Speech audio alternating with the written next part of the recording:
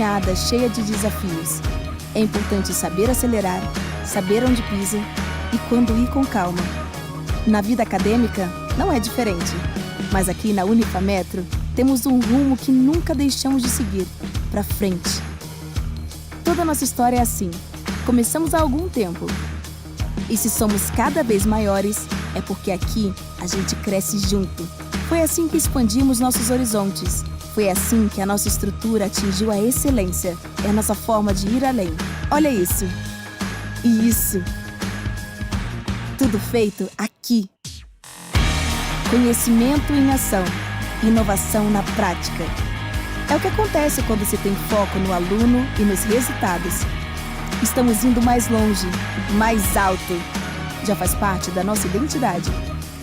Para o mercado, somos referência. Para a academia, somos exemplo. Para os limites, somos superação. Somos assim, para frente. E quanto mais longe vamos, mais nos aproximamos dos sonhos de quem faz Unifametro. Porque estamos sempre lado a lado de quem quer chegar lá. Estamos aqui para formar e transformar. Unifametro. Formar para transformar.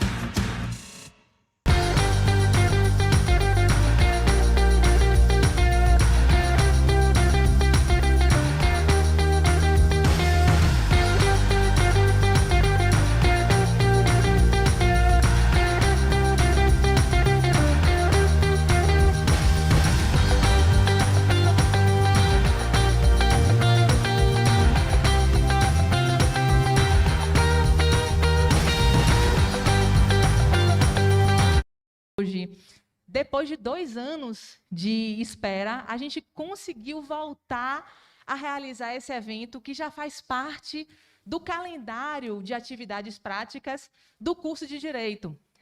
Vou contar um pouquinho dessa história para vocês. A gente já está na 5ª edição do Júri Simulado e a gente teve a ideia de tirar o Júri Simulado da Conexão Fametro e transplantar ele para a Semana do Direito. Isso foi em 2019. A gente disse, não, vamos tirar ele da conexão e vamos realizá-lo em maio de 2020. Vai dar certo, né? O que é que pode dar errado? Em maio a gente realiza. E aí é igual aquela história do Titanic, que a gente assiste e já sabe qual é o final, né? A gente não pôde realizar o evento em 2019, não realizamos também no ano que não existiu, que foi de 2020. E aí, depois de 2 anos de espera, eu chego a ficar emocionada de vê-los novamente aqui. A gente está retomando essa atividade que me dá muita alegria, muita satisfação. Eu sou uma pessoa que falo, né? Os meus alunos sabem que eu não sou muito de falar, mas quando começo não consigo parar. Como a gente já está um pouquinho atrasado e o júri ele é uma atividade extensa, eu vou focar a minha fala no que é mais importante, que é agradecer. Esse é um evento que ele é realizado em litisconsórcio. E litisconsórcio ativo e multitudinário. A gente, para conseguir realizar um evento desse, a gente precisa contar com a participação de tanta gente. E eu vou aproveitar a minha fala para justamente agradecer as pessoas que viabilizaram a sua realização.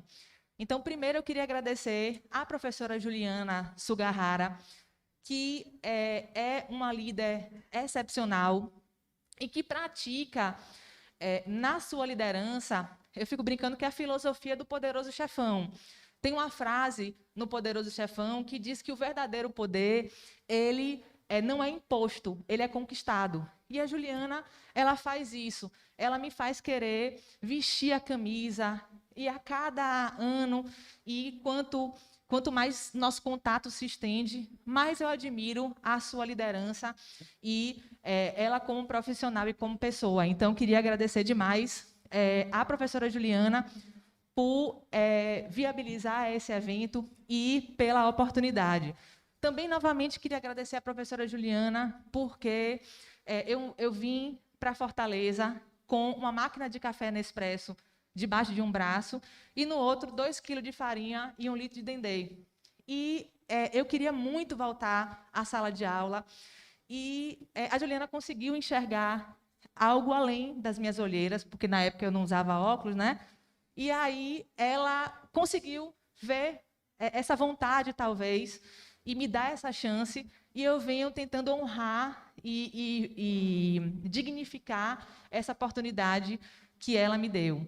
Eu também queria agradecer aos professores, que são os professores supervisores do júri. Eu sou, como canta Roberto Carlos, civilista no corpo, na alma e no coração. Então, para fazer um evento desse, que é penal na veia, eu tenho que ser muito bem assessorada. E aí eu preciso agradecer ao professor Carlos Teófilo, ao professor Pedro Pompeu, ao professor Micael Matias e ao professor Ismael Lopes, que me ajudaram na parte técnica e me auxiliaram bastante para que o evento fosse viabilizado. Também gostaria de agradecer aos alunos que estão atuando como atores do júri. Eu sinto um prazer enorme em vê-los atuar, que é um prazer muito similar ao que eu sinto quando eu vejo, por exemplo, Luísa dar os primeiros passos, falar as primeiras palavras. Eu sinto um orgulho, uma admiração, uma sensação que me estimula. Então, queria agradecê-los pelo interesse, pela participação, pelo envolvimento, pela dedicação. Também queria agradecer aos alunos que se inscreveram para participar, mas que não puderam ser contemplados, porque é uma escolha muito complicada, né? Ter que, quase uma escolha de Sofia, ter que chegar e privilegiar um aluno em detrimento do outro. E aí eu fico querendo criar critérios objetivos, dizer, o aluno que está mais avançado participa esse ano, o outro participa no ano que vem. Mas, por favor, se inscrevam. Esse evento tem ficado cada ano maior e é justamente por conta desse interesse de vocês. E mais cedo ou mais tarde vai dar certo. Vocês vão estar aqui e vão estar participando. Queria também agradecer à plateia tanto presencial quanto a plateia virtual. A gente está com uma plateia aqui no Salão Nobre da Carneiro da Cunha, que está respeitando todo mundo de máscara, respeitando os protocolos de segurança, que, depois de tanto tempo privados desse calor humano, desse contato, puderam estar aqui, estão felizes em estar aqui. E também agradecer à plateia virtual, que está acompanhando o evento de casa, que está vibrando pelos colegas, que engrandece, abrilhanta esse evento. Então, muito obrigada. E eu queria agradecer, por fim, mas com um destaque especial, ao Dr. Francisco Teófilo, que aceitou o nosso convite de estar aqui. Esse é uma atividade assim, que exige não só uma dedicação extensa enquanto ele está aqui, mas também uma dedicação prévia. E o Dr. Francisco Teófilo, ele nos brindou com o seu tempo, com a sua disponibilidade e com a sua experiência. O doutor Francisco Teófilo, eu acredito que a maior titulação dele seja ser o pai do professor, o querido professor Carlos Teófilo. Mas, tirando essa titulação, né, a titulação que a gente coloca no Lattes, ele tem uma larga experiência em júri. Ele é defensor público, hoje aposentado, que atuou a maior parte da vida dele, da carreira dele, fazendo júri. Então, agradeço demais por ele ter dado um pouquinho, emprestado, dividido essa experiência com a gente aqui hoje. E, para terminar, eu juro, eu tenho que deixar um beijo aqui para a Luísa e para Fábio, porque eles entendem as minhas ausências e, ao mesmo tempo, clamam pela minha presença com tanta compreensão e doçura. E agora, para terminar mesmo, dar o último boa noite para vocês, agradecer novamente e dizer que a gente está com agora aberta oficialmente a nossa apresentação do 5º júri simulado do curso de Direito da Unifametro. Obrigada.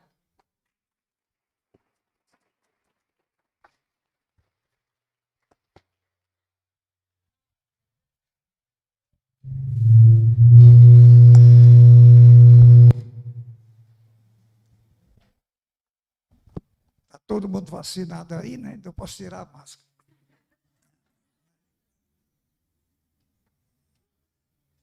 Bom, gente, é o seguinte, vamos tentar ser mais, né, próximo da realidade, né? Então, quando o juiz chega, todos se levantam, né? A gente pode até dispensar isso, né? Dispensar. Mas tem isso mesmo, né? Quando o juiz chega, todos se levantam. Mas então, dou declarado aberta a sessão em quem está sendo julgado Álvaro Campos, por crime de homicídio tentado com algumas qualificadoras, né? Todo mundo tem aí as qualificadoras. Crime tentado. Então, determina o oficial de justiça que apregoe as partes e as testemunhas que deverão depor em plenário. Nesse caso aí, a gente tem que dizer que o promotor é parte, o Ministério Público é parte. E a defesa é representar. O que se defende tem um representante, que é o advogado dele, né? O defensor dele. Então, eu determino que o senhor oficial de justiça faça pregão das partes. Todos estão presentes, Ela disse que todos estão presentes. Falou aqui. Bom, então faça entrar o acusado e colocar no lugar destinado a ele.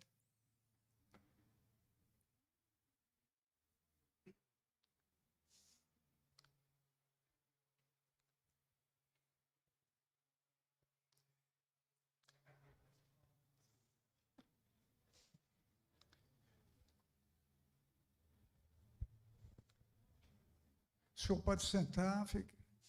O seu representante está lá, né? Quem é? Quem é o seu representante, o seu advogado?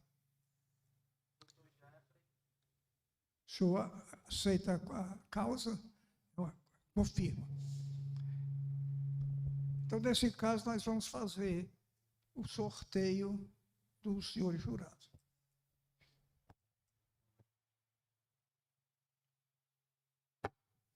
Já vão ser sorteados, né?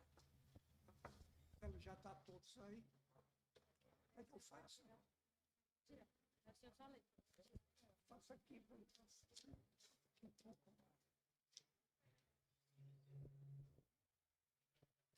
José de França Júnior.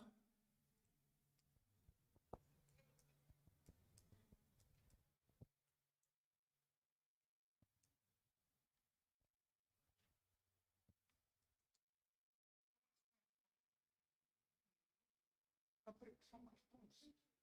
Pergunta se tu manda aceito, se eu não tenho uma objeção. Como? Se tem objeção. Se a defesa da acusação tem objeção do jurado, eles podem. Não, a defesa aceita Aceitamos. a acusação.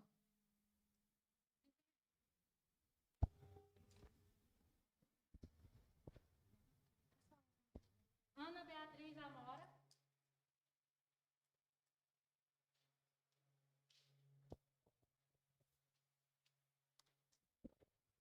Diga a defesa. Aceitamos. Recusado? Aceitamos. Aceita. Acusação. Sim, Excelência. Simone Nayane. Diga a defesa. Aceitamos, Excelência. Diga a acusação. Sim, Excelência. Vitória Elizabeth Carlos.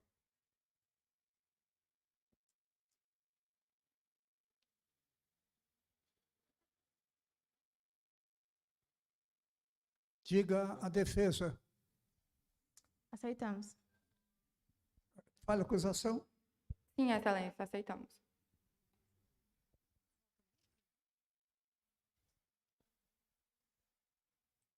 Valéria Martins. Diga a defesa. Recusamos. Recusado pela defesa. Tainara Maria.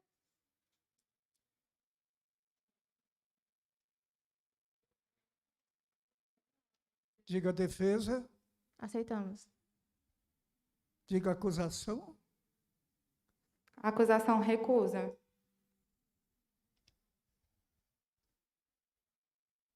Maurícia Souza. Diga defesa. Aceitamos. Diga acusação. Aceitamos.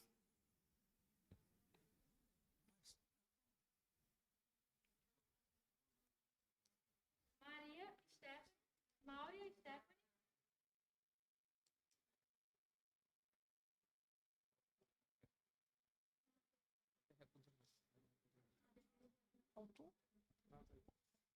Diga defesa. Aceitamos. Fala acusação. Aceitamos.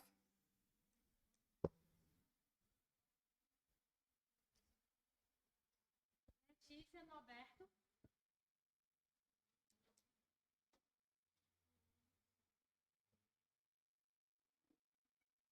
Diga defesa. Aceitamos. Acusação. Aceitamos.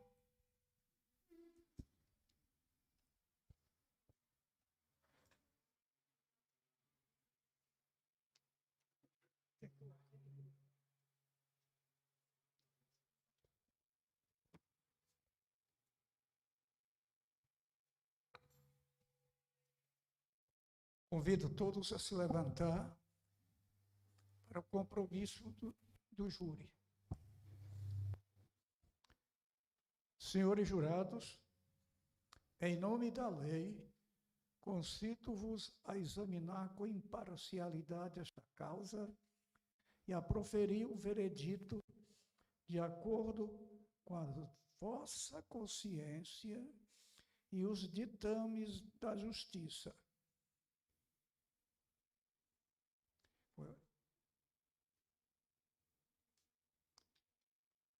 De vez de cada um fazer individualmente, todos podemos responder. Se prometo.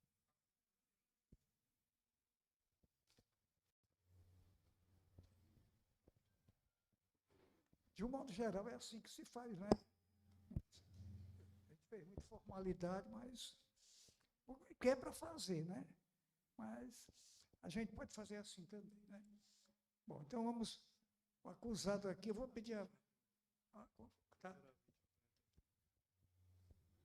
Sim, agora ao contrário. A vítima, pode apresentar a vítima.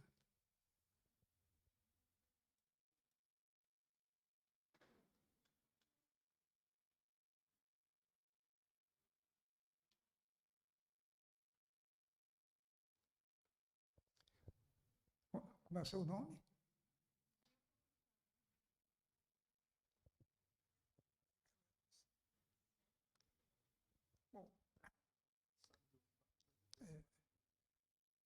A senhora promete dizer a verdade. O que souber e for perguntado. O que a senhora sabe desse acontecimento que está em julgamento aqui?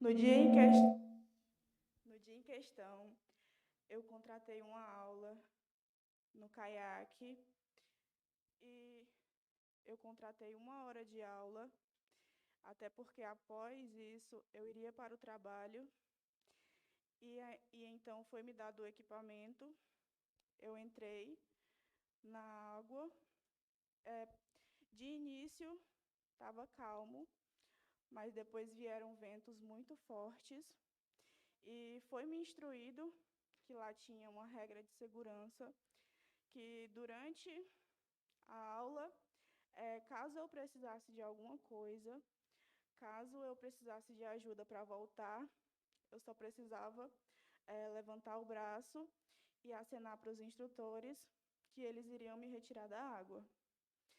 Então, quando vieram os ventos fortes, eu tive dificuldade, não consegui voltar sozinha. E eu levantei o meu braço e acenei. E foi o momento em que eu percebi que eles não estavam lá. Eu comecei a me desesperar, eu cheguei a gritar por eles, mas eles não apareceram. E o mar, o vento forte começou a me levar mar adentro.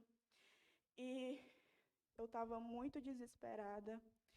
Eu não conseguia pensar no que fazer. Eu só conseguia pensar que eu ia morrer. E a todo momento eu pensava na minha filha. E ela era o único motivo que fazia eu tentar sobreviver. A única razão pela qual eu queria sair de lá viva. E aí, depois de quase 4 horas no sol, mar adentro, depois do mar ter me levado por mais de 7 quilômetros de onde eu estava, eu consegui ser resgatada por uns pescadores que estavam lá nesse horário. E aí eles me levaram para a terra firme. E depois eu retornei para pegar minhas coisas lá na escola de caiaque. E aí, após isso, eu fui direto para o médico, fiz vários exames e eu tive várias escoriações. Inclusive, até hoje, eu sinto uns calafrios quando eu me lembro do que aconteceu. E me diz uma coisa, você já conhecia o Álvaro? Conhecia o Álvaro profissionalmente, por exemplo? Não, eu conhecia só de algumas vezes que eu cheguei a contratar alguns pacotes de aulas no caiaque, mas por conta da minha vida ser bem movimentada, eu não consegui fazer todos, eu fiz apenas alguns. Bom, tá certo. E a senhora tem alguma coisa contra ele? Se fora isso, nunca soube nada que Não, nunca tive nada contra, nunca tive nenhum tipo de briga, nem nada, só mesmo essa negligência que eu sofri. Acusação para acusar.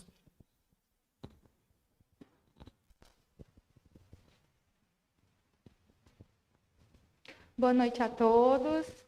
Tudo bom, dona Gilca? Eu vou iniciar as minhas perguntas, tá bom?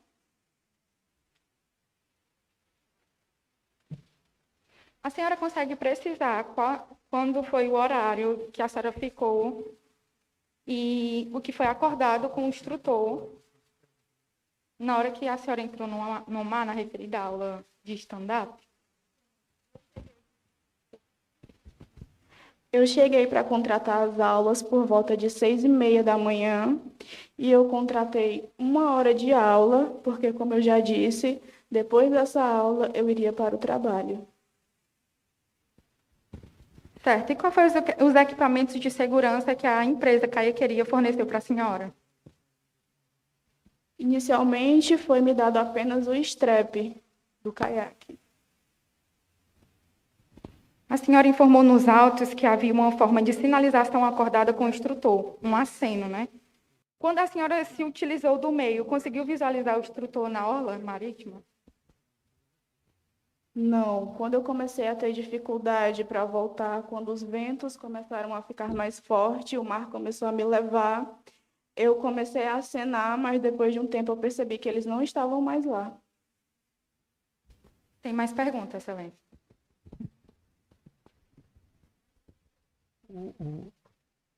A defesa tem a palavra para...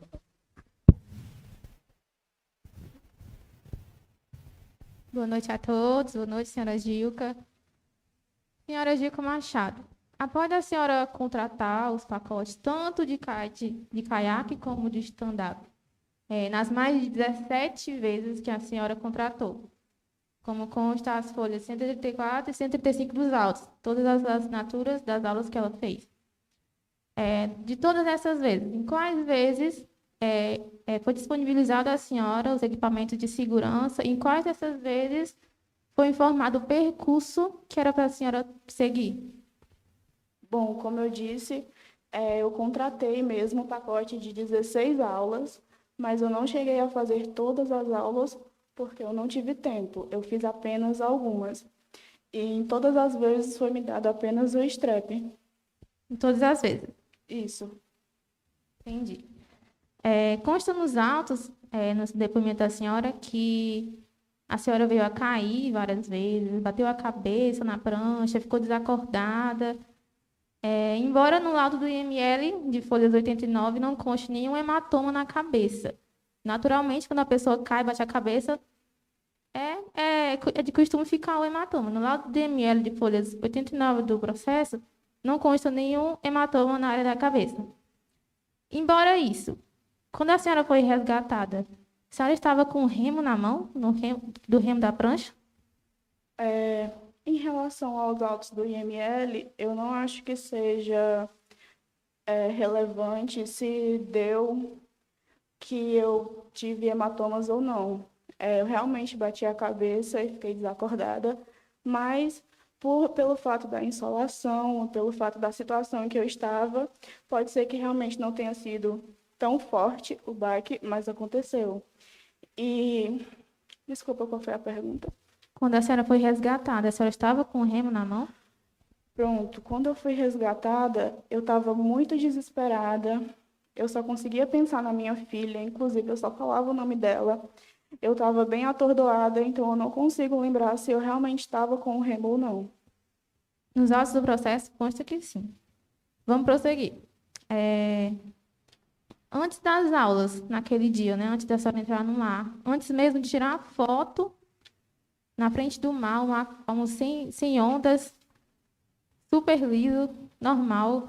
Antes disso tudo, a senhora confirma a informação de que comeu antes de entrar no mar, jantou na noite anterior?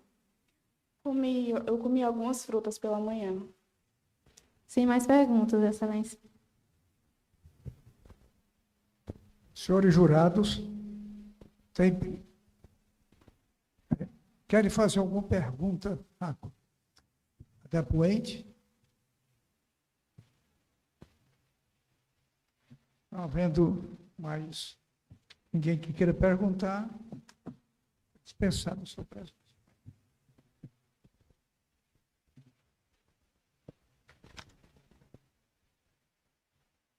Prego uma testemunha de acusação.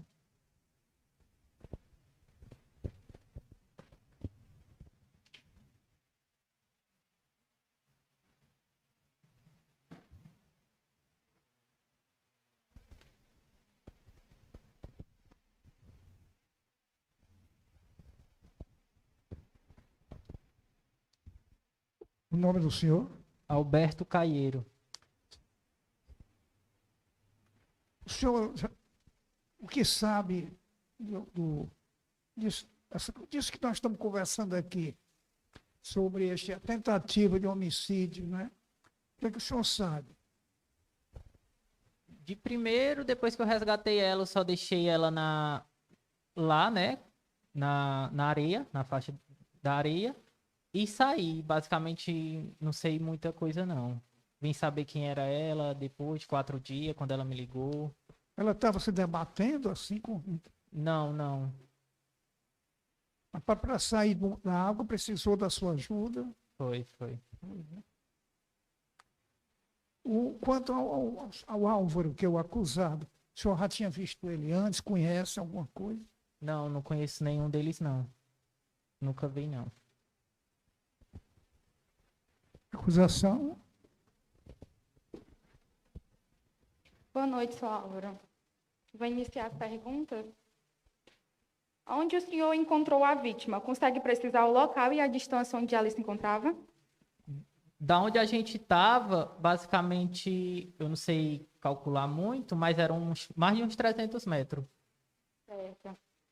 Quanto ao resgate, o senhor acha que, de acordo com o estado físico e psicológico da vítima, a mesma teria sobrevivido caso não tivesse a sua ajuda?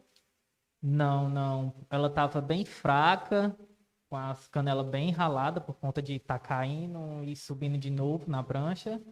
Mas creio que não, o vento também estava muito forte, que é o período de agosto e de setembro, é o período que o vento fica bem mais forte. Sim.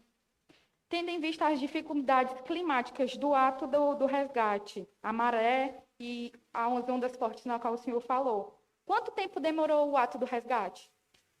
Para a gente chegar até ela, basicamente foi uma meia hora, e da onde ela estava para praia, para areia, foi mais de 2 horas, por conta do vento, que é bem complicado nesse tempo.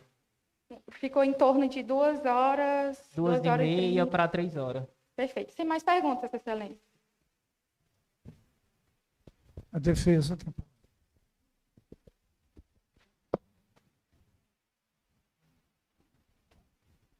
Boa noite, senhor Alberto. Boa noite. Senhor Alberto, consta nos autos, depoimento do senhor, que o senhor estava na região onde aconteceu o fatídico, né? No dia 18 de setembro de 2018. Isso, 18 de setembro de 2018. Nesse exato dia, o senhor recebeste alguma contraindicação da Marinha, de alguma autoridade, de que nesse dia ia haver ondas fortes, ventos muito fortes, que fossem considerados perigosos? Não. A gente, pescador, basicamente sabe que esse período de vento, pouca gente sai para pescar, mas nenhuma contraindicação, não. Nenhuma contraindicação. Podia entrar se quiser. Não. Sim, podia entrar, quem quiser. Pronto. O senhor, como pescador, tendo em vista toda a sua experiência, né, devido a estar constantemente no mar, o senhor consegue nos informar, assim, qual o horário em que há mudança de vento, em que as ondas fiquem mais fortes? Você sabe nos dizer? Basicamente, o vento começa a ficar forte depois das 9, 10 horas, que normalmente é esse período. Entendi. Assim, segundo os folhos do processo e de acordo com o seu depoimento, o senhor afirmou que do lugar onde o senhor estava, né, com o seu barco, até chegar à senhora Gilca, durou em torno de 30 minutos, não é isso? Depois disso, durou mais cerca de 2 horas para chegar até a praia. Em algum momento, a senhora Gilca desmaiou, ficou inconsciente? Não. Só percebi que ela estava com a canela bem ralada, por conta de ela subir e caindo da prancha por conta do vento. Em todo momento ela ficou consciente? Sim. Não desmaiou nem nada? Desmaiou, não. Tem mais perguntas, Excelência? Senhor, um dos jurados quer fazer alguma pergunta? Pode ficar à vontade.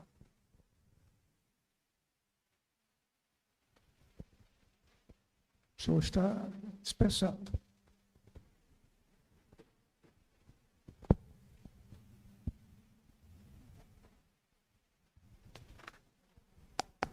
Testemunha, mais uma outra testemunha de defesa, não é isso? Narcísia.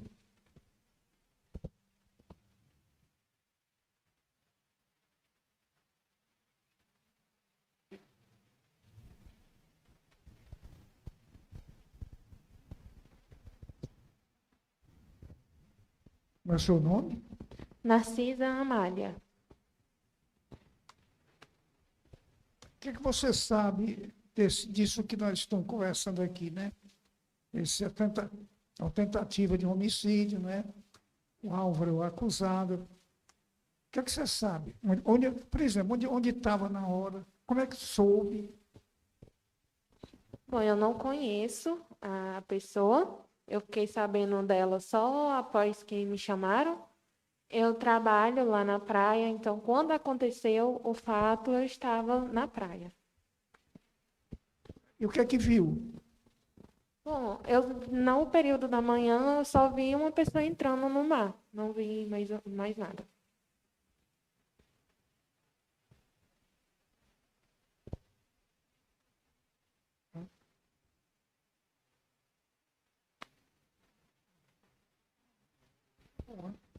O que a senhora sabe é isso, né?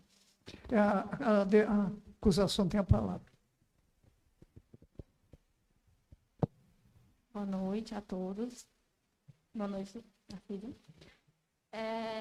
No caso, nos autos informa que a senhora é personal e não necessariamente trabalha como a todas as outras formas de instrumentos quanto a aulas de stand-up ali ao redor da orla, correto? Na sua aula, como personal, qual é o suporte ou o procedimento que a senhora se utiliza para caso um aluno necessite de ajuda? Bom, quando o aluno ele entra no mar, ele vai junto com o stop ou o celular, certo? E se caso der algum problema, o aluno aciona e quem está na terra, em terra firme, vai lá e ajuda. Certo. Nos autos também, né, esse depoimento, a senhora disse que ali, no local onde acontecem aquelas aulas de stand-up, tem uma determinada distância da terra até o mar, onde o instrutor ou a senhora, como personal, consegue ter o campo de visão para o aluno que está na água, certo? Em mais ou menos quanto da distância, né, que a senhora conhece, tem como o instrutor que está em terra ver o aluno que está no mar? Então, dá mais ou menos para a gente saber olhando para o espigão. A gente consegue ver até a altura do espigão. Certo. E, por último, nas suas aulas, né, nos autos foi constado que a vítima ela era considerada experiente, devido a todas as aulas que ela conteve, né, como consta nos autos e tudo. Na sua experiência e nas suas aulas, uma pessoa, mesmo considerada experiente, que contrata 1 hora de aula e chega num período de 40 minutos do percurso e, quando deu a hora, ela não apareceu. Em quanto tempo que a senhora presta o devido socorro? Porque se foi contratado um determinado tempo de aula para que a pessoa vá e retorne de um determinado ponto para outro, e ela não retorna, em quanto tempo que a senhora para e pensa, eu preciso ajudar? A gente tem um esquema que é assim, quando o primeiro chega em terra, fica esperando o próximo chegar. Certo. E se, suponhamos, a rota o percurso é de 40 minutos, e já deu 1 hora, e o fulano ainda não chegou, a gente começa a procurar pela orla. Certo. Então, no caso, se o percurso seria 40 minutos, e chegou um prazo de 1 hora, a diferença seria em torno de 20 minutos. Isso. Nada mais a perguntar, excelência. Defesa.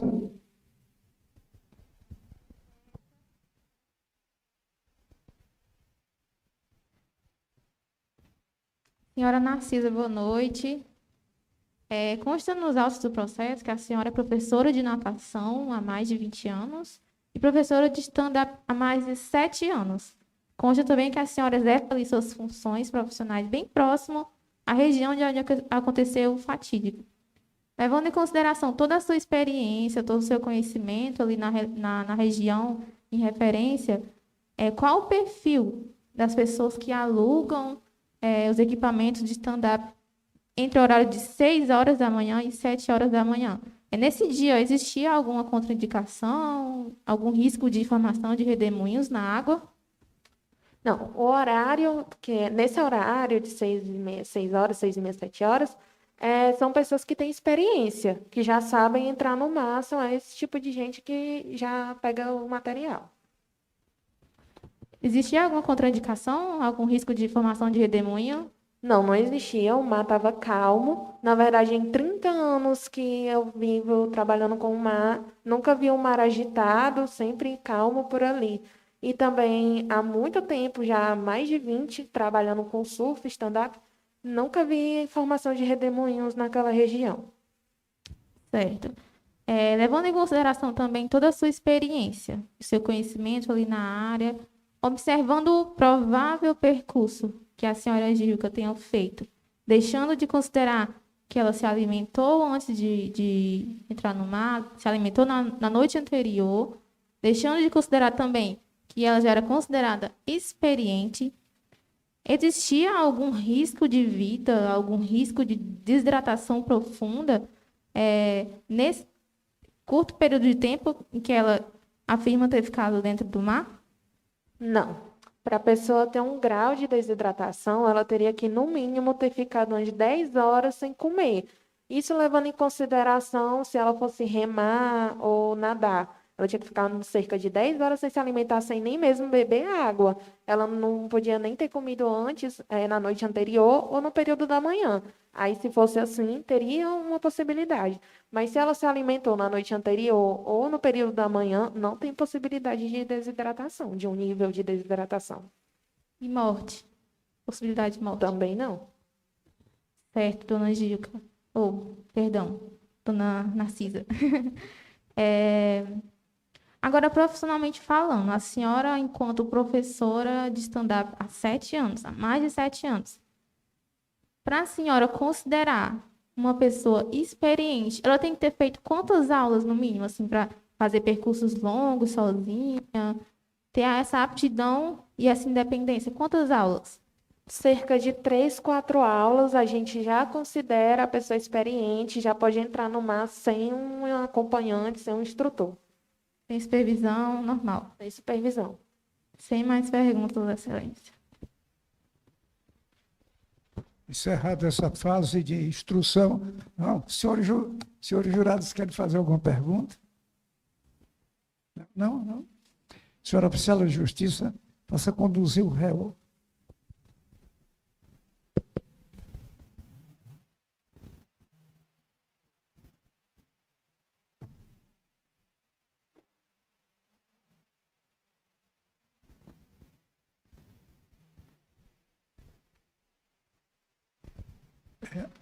Álvaro, você vai ter... Hoje em dia, a gente pode acrescentar isso para toda a plateia. O interrogatório é até uma forma de defesa do acusado, né? Então, você pode responder minhas perguntas, ninguém que lhe fizer pergunta. Mas, e isso não depõe contra a sua defesa. Não se leva em consideração isso. Então, fica a seu critério nos responder, né? Bom, o que é que tem a dizer deste caso? Antes me diga uma coisa. A vítima, ela já tinha conhecimento dela, conhecia, sabia quem era? Bom, na verdade, ela chegou na caiaqueria querendo contratar os nossos equipamentos. Então, a gente fez todos os trâmites legais, a questão do contrato. O meu único contato que eu tinha com ela era em relação aos aluguéis dos equipamentos. Certo. E só conhecia ela disso aí, é? Sim. Pronto, aí dê sua versão. Pronto. Na verdade, o que eu tenho a dizer sobre o caso é o que eu sou inocente. Em nenhum momento eu deixei de dar o socorro, em nenhum momento, aliás, a todo momento nós estávamos ali observando o mar. A Gilca chegou na caiaqueria por volta de 6h40 da manhã, e aí assim que eu vi ela, eu já questionei se ela já ia entrar no mar nesse momento, e ela falou que não, porque ela primeiro ia terminar de merendar, ela estava comendo algumas frutas, falou que ia se hidratar antes, tomar uma água, então eu fiquei ali aguardando. Por volta das 7 horas da manhã, ela pediu os equipamentos, a gente forneceu, então ela entrou no mar. Antes disso, inclusive, eu questionei ela qual seria o tempo que ela ia ficar dentro do mar, que é um procedimento padrão que a gente faz, que é para perguntar quanto tempo eles vão ficar.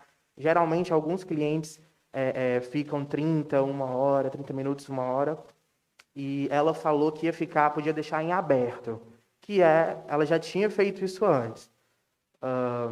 Então, tudo bem, ela entrou no mar. Quando deu mais ou menos 1 hora, a gente já ficou em alerta. Nós já ficamos em alerta, pegamos o binóculo, fomos até o espigão, que é onde a gente teria uma melhor visualização, e não conseguimos vê-la. Nesse momento, inclusive, chegou um outro cliente que ia, inclusive, ficar com a mesma prancha que ela estava utilizando. E aí, como ela não tinha voltado, eu solicitei que ele pegasse outra prancha, entrasse no mar, e que quando avistasse ela, ele poderia, ele poderia informá-la que já tinha passado 1 hora e questionado se ela iria ficar mais tempo, se ela já queria voltar. Quando ele retornou, mais ou menos 40 minutos, 1 hora depois, e já estava mais ou menos com quase 2 horas que ela tinha saído, ele disse que não viu ela. Então, foi exatamente nesse momento, a gente começou a fazer as buscas mais assim, profundas, fomos em outros espigões. Eu fui no espigão ali do Boteco de Praia, fui no espigão da Desembargador Moreira, todos eles com binóculo para visualizar, para ver se a gente conseguia ver ela de alguma forma. Não conseguimos. Eu fui nas outras escolas que tinha na lateral da gente, porque ela poderia sim ter saído do mar por lá, mas só que ninguém viu ela. Então, a partir desse momento, eu liguei para o CIOPS, dei todas as informações necessárias, falei qual era o nome dela, falei a estatura física dela, falei a cor da prancha que ela estava, exatamente para facilitar facilitar as buscas. Então, em nenhum momento eu omiti alguma coisa, em nenhum momento eu omiti alguma informação, a todo momento eu estava ali presente. Ou seja, eu sou inocente, em nenhum momento eu deixei isso para lá, eu sempre estava ali presente. Isso tudo que está acontecendo comigo vai completamente contra os meus princípios, não condiz de nenhuma forma com o meu caráter, com a minha índole.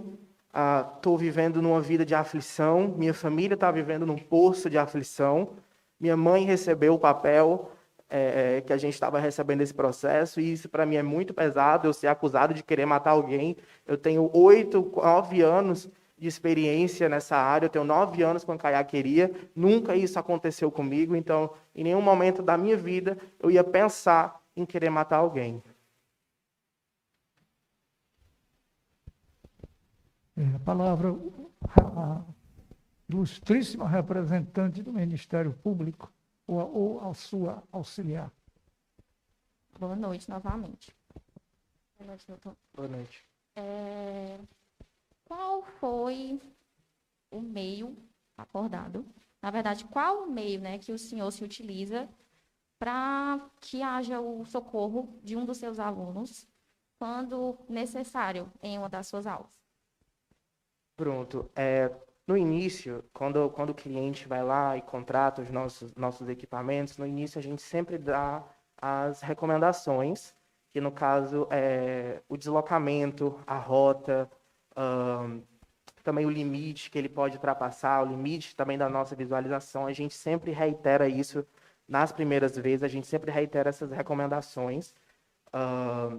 A Gilca, inclusive, ela ultrapassou esse limite, ela ultrapassou ainda o limite da visualização, que a gente não conseguia ver.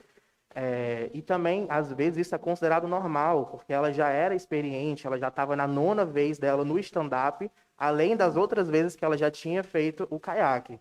Então, ela já tinha, sim, essa experiência e era algo normal disso acontecer, principalmente com essas pessoas que têm experiência. Em relação aos limites, a gente sempre fica observando ali no mar, em relação ao nosso limite de visualização. Dentro do nosso limite de visualização, alguma coisa acontecer, a gente está preparado para socorrer a pessoa no que ela estiver precisando. Eu já fiz cursos de preparação com os bombeiros, então a gente sempre fica ali vigilante. Mas, pela questão da experiência dela, e também por ela já ter feito isso algumas vezes, ela ultrapassou o limite da visualização.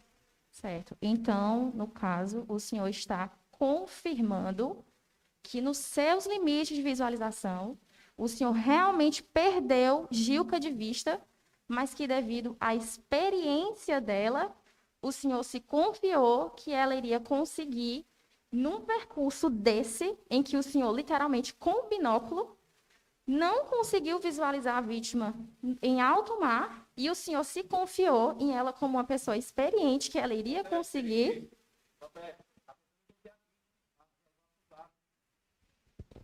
Ele falou... Posso falar? Protesto recusado. Ele falou que ele procurou com binóculo, correto?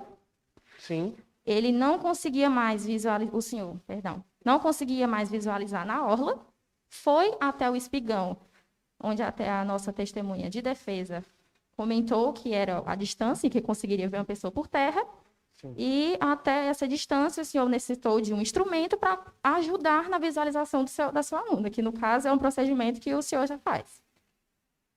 Já que o senhor, por terra, e com um instrumento de precisão a esse ponto, que é um binóculo, o senhor mesmo falou que se confiou porque ela era experiente. Mas no campo de visão desse, o senhor não pensou em... Por quê? Bom, na verdade, pela essa questão da experiência dela, que ela já tinha feito isso algumas vezes, quando deu exatamente 1 hora, a gente já ficou ali alerta, fomos até o espigão, pegamos o binóculo e não conseguimos ver. Aproveitamos que já tinha um outro cliente que ia fazer a mesma prática de stand-up, ele entrou no mar e fez exatamente o percurso que ela fez, mesmo passando do limite da visualização, porque ele também tinha essa experiência. Então a gente falou, quando tu vê a Gilca, avisa para ela que que já deu 1 hora e pergunta se ela quer ficar ou se ela já quer voltar. Então, com essa questão da experiência, sim, a gente confia nas pessoas. Então, no caso, o senhor percebeu que não tinha mais visualização da sua aluna na sua escola para ensinar, o senhor não tinha mais visualização da sua aluna, deixou outra pessoa fazer a aula normal também, considerada experiente, e pediu para essa pessoa, e não o senhor, ir tentar ver se conseguia enxergar a sua aluna em alto mar, correto? Isso, como ela já tinha feito isso algumas vezes, e aproveitando a experiência dela e a experiência do outro cliente, eu solicitei que ele informasse a ela. Certo. Nos autos também consta que na hora que o senhor percebeu que a Gilca não havia retornado, né, já que o senhor falou que estava visualizando o tempo inteiro, foi procurar a vítima no espigão até o boteco, né, o local de realmente busca que se faz. Lá, o senhor entrou em contato com o seu sócio, né, e ele disse que estava indo buscar o almoço e iria retornar, correto? Isso, eu liguei para o meu sócio e ele falou que estava dormindo, e aí eu mandei ele ir para lá, ele foi, e aí como a gente já tinha feito todas as buscas necessárias, não tinha mais o que a gente fazer ali naquele momento, então aí a gente entrou em contato com o CIOPS e demos todas as informações necessárias. Mas o senhor não havia contatado ele antes? Antes não. Não? Nos autos consta, né, que o senhor e o outro instrutor, devido ao acontecimento, lembraram da questão da experiência e acordaram em conjunto que iriam permitir que ela continuasse na água por questão de experiência e confiança. Correto? Sim. Aí, nesse período de tempo, então, ele estava acordado, aí dormiu, sabendo que uma aluna estava em alto mar, fora da sua visão, não parou para se preocupar, voltou a dormir, depois foi buscar seu almoço, o senhor necessitando ter que ligar para ele para que ele fosse até o local. Na verdade, assim que eu percebi que ela não tinha voltado, tinha um outro instrutor lá da caiaqueria, então eu informei para ele que ela não tinha voltado, e aí ele também, inclusive, me ajudou nessas buscas, indo para os espigões e eu indo também para os outros lados nas escolas. E última pergunta. Nos seus autos, no seu depoimento, o senhor afirmou que nesse período desse horário, de 7 horas, os ventos poderiam estar, sim, fortes. Tanto no seu depoimento quanto do instrutor, né? Foi apresentado pela defesa uma foto anterior da qual foi tirada, né, registrada, da Gilca entrando no mar e ficou acordado que em 1 hora ela iria voltar para poder ter a foto dela de volta, né? Então, assim, não pensaram na questão de passou o tempo, porque nos autos a vítima fala explicitamente que ela havia acordado com o instrutor que em 1 hora ela iria voltar. Se era de costume, às vezes, né, ela passar 2 horas ao mar, mas ela afirmou, alegou, que havia combinado esse horário. Então, nesse período de tempo, por que que, né, perderam a visão? Por que que não, por que que preferiram levar outro aluno? Por que que o outro sócio não estava? Por que que ele se preocupou em buscar o almoço? Por que que somente o senhor foi atrás ou literalmente não foi tentar ajudar a sua aluna? Mesmo ela tendo uma experiência, né, mas, entre aspas, que nem a testemunha de acusação falou, não tinha nenhuma restrição naquele dia, né, sobre ventos e tudo. Mas só quem está no mar sabe, né? Pescador sabe de tudo, a gente sabe disso. O senhor que trabalha também nos seus autos disse que naquele período, naquele tempo, estava com os ventos fortes também, que podem chegar a acontecer. Então, não poderia ter acontecido um tempo superveniente? Eu estou avisando a senhora assistente, né, de acusação, que é para fazer perguntas, e Vossa Excelência está fazendo comentário, está como se estivesse fazendo o seu debate oral. Então, peço que, por favor... A única pergunta mesmo é, por que que no período acordado de 1 hora com a Gilca, o senhor não foi procurar? Por que que se confiou em outro aluno? Na verdade, assim que ela chegou, eu questionei para ela qual seria o tempo que ela iria fazer, e ela falou que poderia deixar em aberto. Que esse já foi um procedimento que ela falou antes, em outras vezes, que também poderia fazer a mesma coisa, que seria deixar em aberto. Quando deu 1 hora, a gente já ficou ali em alerta e já fomos fazer algumas buscas, mas como já íamos aproveitar que um outro cliente da gente, que também já é experiente, ia entrar no mar, a gente pediu que ele apenas avisasse para ela que já tinha passado 1 hora. Nada mais a tempo. A testemunha da defesa. Aliás, o acusado.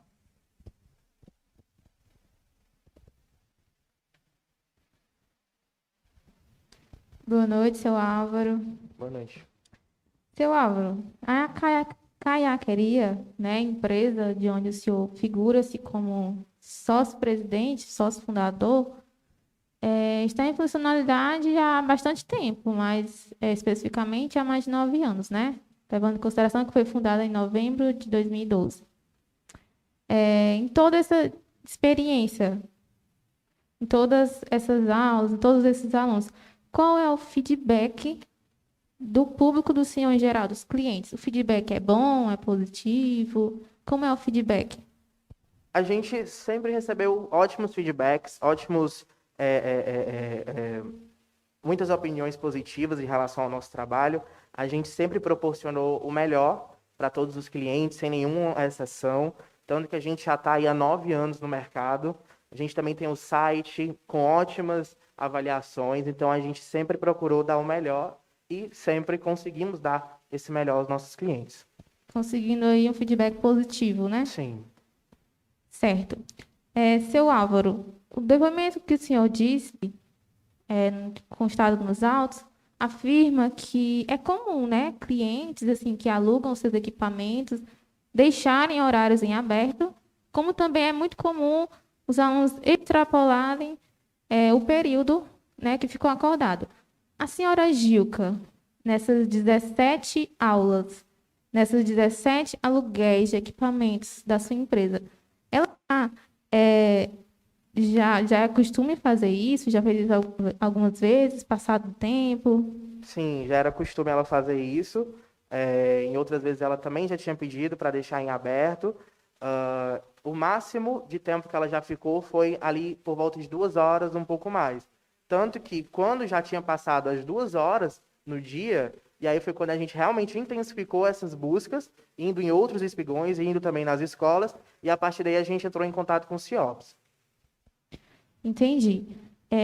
Senhor Álvaro, o senhor pode dizer aqui para a gente qual era a qualidade da prancha que a empresa do senhor disponibilizou para a senhora Gilca, as dimensões, se ela supria a estatura física da reclamante, qual era a qualidade da prancha, qual eram as dimensões, o senhor sabe mencionar? Sim, de fato ela supria bem a estatura física da cliente. as nossas pranchas, todos os nossos equipamentos, seja os equipamentos da prática, como os equipamentos de segurança, todos são de ótimas qualidades. A prancha tem 11 pés de comprimento e 33 polegadas de largura, ou seja, de fato ela é bem grande e tem uma boa largura, ou seja, ela supria muito bem a estatura física da cliente. Chega a ser um pouco maior do que a própria barca que resgatou, né? Sim. Certo. E nesses 9 anos de empresa, o senhor como profissional, como atleta também de stand-up, já ficou sabendo de algum caso parecido, algum caso semelhante ali na região? Não, nunca cheguei não, e inclusive com a gente isso nunca chegou a acontecer. Sem mais perguntas, Excelência. Estou por encerrado a instrução em plenário. Mas antes, eu esqueci, algum jurado que alguma pergunta, nunca quiseram. Eu, Excelência. Quer uma? Por favor. Me chamo França, boa noite. Seu Álvaro, em 9 anos de empresa, eu acredito que é uma empresa que trabalha com risco de vida, né?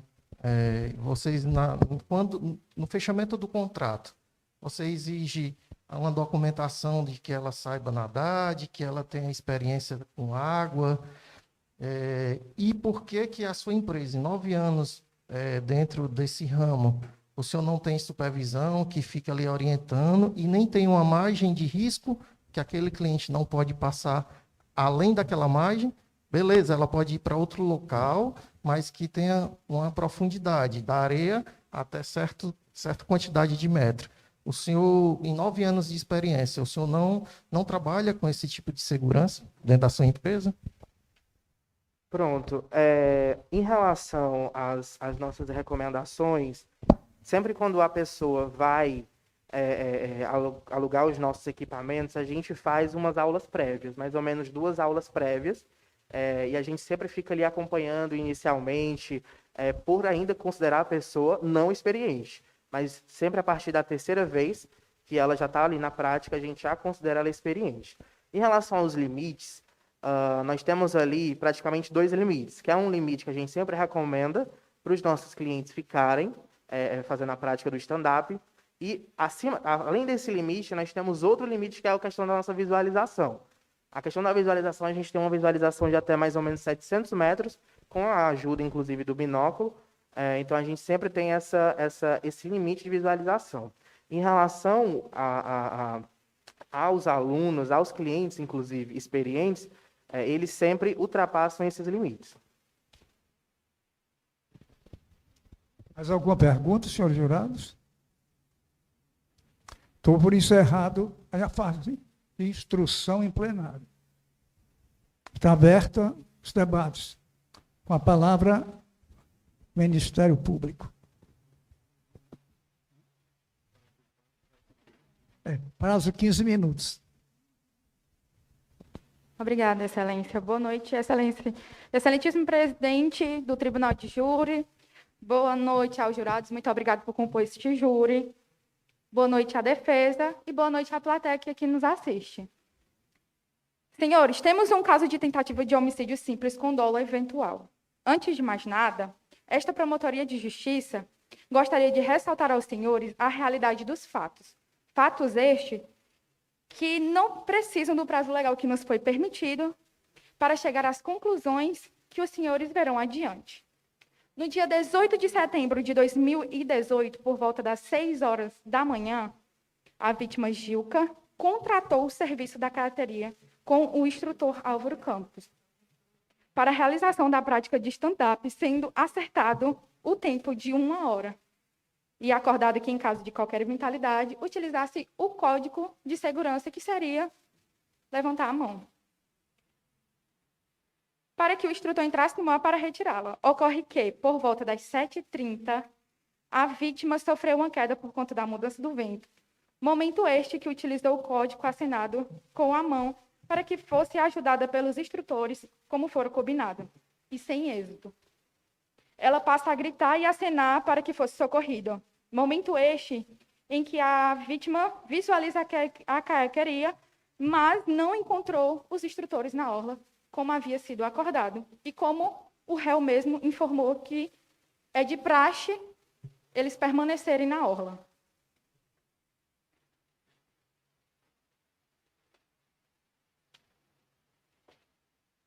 A vítima tentou remar, mas com a força do vento foi levada para mais distante da costa, entrando em alto mar. No dia, as ondas estavam altas e, por conta do vento, chegou a cair outras vezes, batendo a cabeça na prancha e perdendo a consciência por 2 vezes. A vítima ficou à deriva durante 3 horas. Jurados, foram 3 horas que ela passou dentro do alto mar. Visualizando às 10h40, pescadores em um bote, quando estava já encontrando nas proximidades do Mar Arroupe, portando a mais de 7 quilômetros do local de partida da empresa carreteria. Se os senhores conseguem visualizar o local em que ela entrou no mar e o local onde ela foi encontrada, foram 7 quilômetros. Dentro do mar, sem apenas de biquíni, com a prancha, ventos fortes, muitas ondas, sem ninguém para auxiliar. Eu gostaria de informar que na folha 60 dos autos, o próprio autor, posso passar aqui para os senhores, que o próprio réu, ele afirmou que ela não é experiente. Ele mesmo que afirmou aqui nos autos que estão passando para vocês. Ela contratou 16 aulas, mas dessas 16 ela só executou 10. Temos aqui também das aulas. Ele informou para os senhores ouvir que ela ficava em torno de 2 horas dentro do mar, 1h30, 2 horas. Só que, quando ela utilizava essas 2 horas, a primeira hora era de stand-up e a segunda hora de caiqueria. Tem, porventura, a vítima trocar os equipamentos dentro do mar? Ela não teria que voltar para a orla e pegar o caiaque e entrar novamente? Foi assim que foi acordado. E era assim que ele esperava.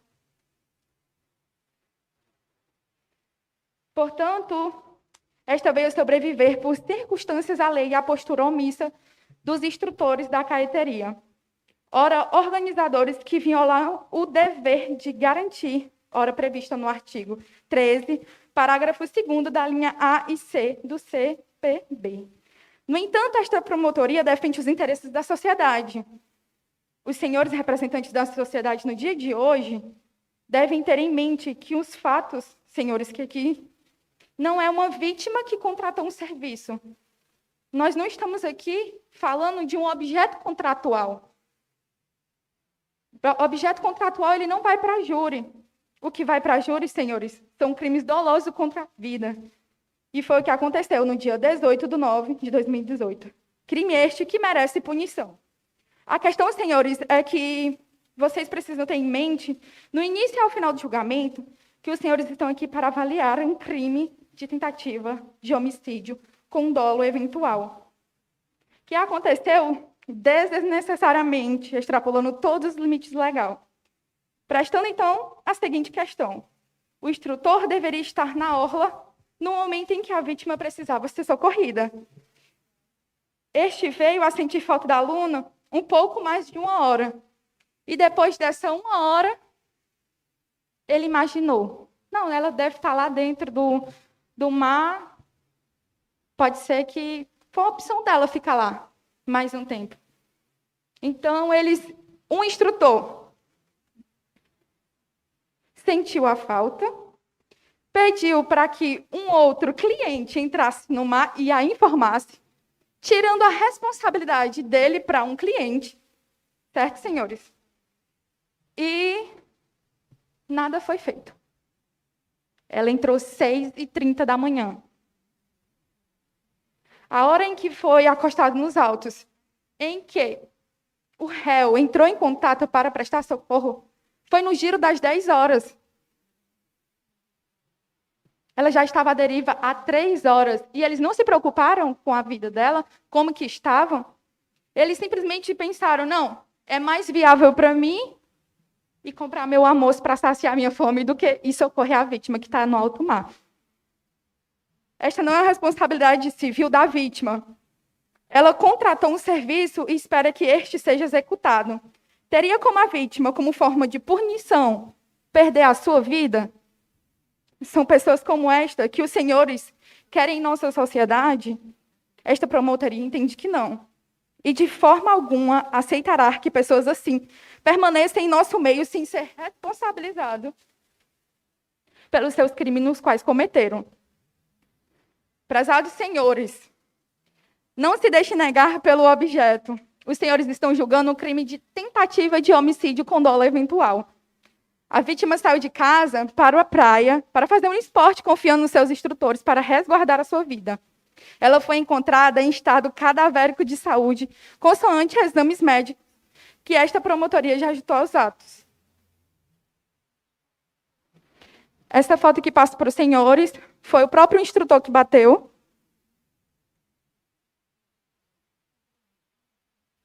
E estes são os exames, constatando que ela ficou à deriva, bebendo água poluída, desidratada. Não é por conta de uma testemunha de defesa dizer que para ela se desidratar, ela teria que ficar 10 horas, 20 horas. Não, senhores. A gente está falando de uma vida que estava à deriva. Eu peço para que os senhores vejam atentamente e se coloquem no lugar da vítima. Se fossem os senhores à deriva, se fossem os senhores passando por inúmeros pensamentos, medo de perder a vida, medo de perder seus entes queridos que você deixou, eu peço para que os senhores vejam e constate aquilo que eu estou falando. Nem sabemos precisar como ficará as sequelas psicológicas com relação aos fatos aqui narrados. É necessário que a vítima passe por todas essas situações? Esta promotoria entende que não. E tem certeza que os senhores, como representantes da sociedade, também entenderão. Senhores, ninguém aqui é ignorante a ponto de não entender que homicídio ou tentativa de crime, e para as pessoas que assumem o risco de cometer crime, automaticamente estão assumindo as suas devidas punições. E com todo respeito, não me venha a defesa usar o argumento de que a responsabilidade era da vítima, porque a responsabilidade, sim, era da caiaqueria.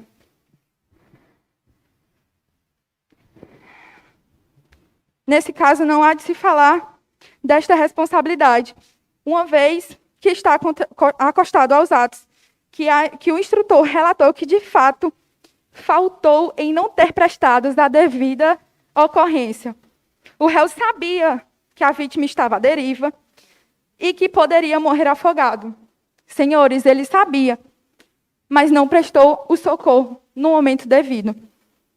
No momento em que a vítima saiu do campo de visão dele, como instrutor, era tentar ir para os espigão, na medida que ela está se afastando. Não é esperar que a vítima saia do campo de visão e simplesmente fingir que nada aconteceu.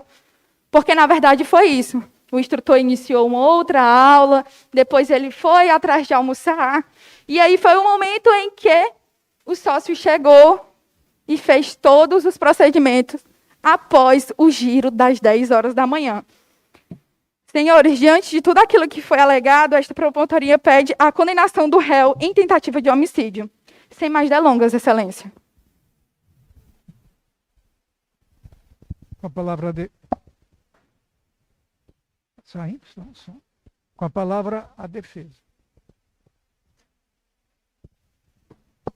Ilustríssimo juiz, ditos diletos colegas do Ministério Público, senhores e senhoras juradas, estamos aqui diante de uma peça, né? Eu sou um fã de literatura. Você tem uma ideia, eu gosto muito de Machado de Assis, né? Sou um fã dos Olhos de Capitu, Olhos de Ressaca. Sou fã também de Iracema, A Virgem dos Lábios de Mel. Aquela que tinha os cabelos mais negros que as da graúna, mais comprido que seu talho de palmeira, o sorriso mais doce que favo de jati. Ora, talvez alguns dos colegas aqui presentes, talvez alguém aqui goste mais ainda de José Saramago. Quem é José Saramago, se não o Nobel de Literatura em Língua Portuguesa, que escreveu uma obra que guarda muita semelhança com o que nós temos aqui. Ele escreveu uma obra chamada Jangada de Pedra. Isso mesmo, Jangada de Pedra. Uma parte do continente, Península Ibérica, se desprende e fantasticamente, através de um fato místico, sai pelo mar, pelo Oceano Atlântico. Qual é a semelhança que guardamos aqui com essa tese trazida pela acusação, senhores? Simples. Fatos fantásticos. Como diria o personagem Odorico Paraguaçu, do finado Dias Gomes, invencionices. Se nós observarmos os fatos que estão narrados, as provas que estão nos autos, os depoimentos, inclusive aqui, que foi dado pela dona Gilca, muitas coisas que foram ditas aqui, elas caem por terra. Ora, os fatos que nós temos quais são? A senhora Gilca era uma atleta, praticava ciclismo, a senhora Gilca praticava canoagem, caiaque, stand-up, delegada, porte físico, estrutura física boa, preparo físico bom. Chegou ao local como das outras mais de 16 vezes. Não foram 3, 4, 5. 16 vezes. Assinatura dela, ela presente, ela estava lá, ela utilizou-se de todos os equipamentos de segurança. Quais eram esses equipamentos? Bem, uma prancha muito maior do que o bote que a resgatou. Você tem uma ideia? Quem alugava esse equipamento poderia deitar, sentar, poderia fazer yoga. Praticante de yoga ficaria totalmente confortável na prancha. Recebeu o leche, a corda que amarra na perna, que não permite que a prancha se desloque, igual a obra de José Saramago, não permite, fica ali presa ao pé dela. E recebeu algo de suma importância, o remo, que não a deixou em nenhum momento à deriva. Notem, senhores, que a Ré disse que bateu a cabeça, desmaiou várias vezes. Estranho. Como alguém desmaia, bate a cabeça e retorna para a praia com o remo em mãos. Que força ela teve que, mesmo desmaiada, mesmo com tonta, mesmo perdendo os sentidos, retorna à praia com o remo em mãos. Mas, tudo bem, não vamos nos prender a isso. Vamos nos prender em algo que a acusação trouxe. A acusação disse que houve um crime. O artigo 13 do Código Penal Brasileiro é muito simples.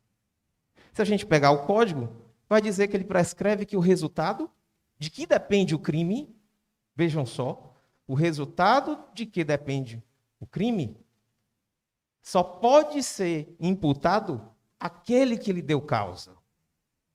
E pode ter certeza que aqui nós temos o entendimento do que é esta causa.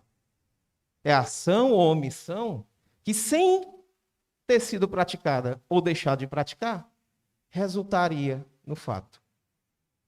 Mais uma vez, nós estamos diante aqui de dois elementos: materialidade e autoria. Materialidade, para a gente poder analisar se houve ou não a simples hipótese de homicídio. E a autoria? Bem, se não existe materialidade, não há que se discutir a autoria. Fica prejudicado a autoria. Mas mesmo assim, se a gente tiver curiosidade para aprender um pouco mais o direito, podemos discutir quem de fato deu causa ao fato, ao movimento dessa prancha que saiu pelo mar. O que nós temos? Nós temos uma senhora com larga experiência, já tinha 16, 17 mais aulas praticadas, assinadas, que na verdade seriam apenas 3, porque são os primeiros momentos, como bem o réu afirmou, assim que você aluga o equipamento, assim que se aluga os equipamentos, são dadas instruções iniciais. Primeira aula, segunda, terceira, a pessoa já aprende a ficar em pé, tem um equilíbrio, e a partir daí ela ganha mais confiança. E foi o que aconteceu. A senhora Gilca, com mais de 16 aulas, estava totalmente confiante. Existe na região, em frente à caiaqueria, as boias que demarcam o limite de segurança. É de conhecimento de todos, é do máximo conhecimento de todos, esses limites de segurança. Os limites de segurança em que há visualização, em que aqueles clientes ali que estão utilizando, que são menos experientes, ficam resguardados. Este limite, ele é ultrapassado por quem se julga experiente e é experiente. Também era de praxe a senhora Gilca passar mais tempo. Claro, gosta-se de mais tempo. Eu agradeço aos amigos, os companheiros aqui do Ministério Público de ter trazido a foto, e vocês percebem que o mar está, como se diz na gíria da praia, liso, lisinho, sem ondas. Tanto que ela ficou em pé, pousou para a foto, e vocês percebem o mar totalmente liso. A acusação trouxe várias invencionices, como eu já disse, né? E nós podemos também lembrar que esses fatos fantásticos que aparecem em algumas obras literárias cabem muito bem em obras literárias. Aqui não. Aqui nós não estamos brincando, não estamos nos divertindo, não estamos no prazer da leitura. Nós estamos decidindo a vida de um inocente. Não cabem invencionices, não cabem fatos fantásticos, cabe aquilo que as provas trazem.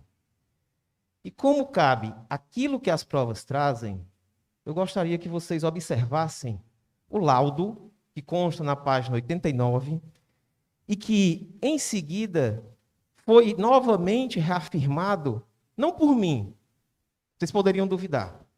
Se eu chegar diante de vocês e disser, nobres, jurados, juradas, a senhora Gilca não sofreu em nenhum momento risco de morte. Vocês podem duvidar de mim. Se meu cliente chegar e disser, não existia risco de morte, vocês podem duvidar de mim. Até mesmo a dona Narcisa, atleta, participou já de várias competições, 20 anos de experiência como professora de surf, mais de 7 em stand-up.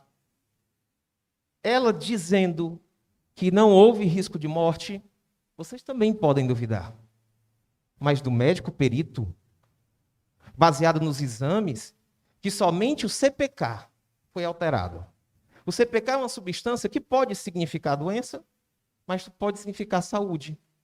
Porque os atletas, normalmente, têm o CPK alterado pelo desgaste físico.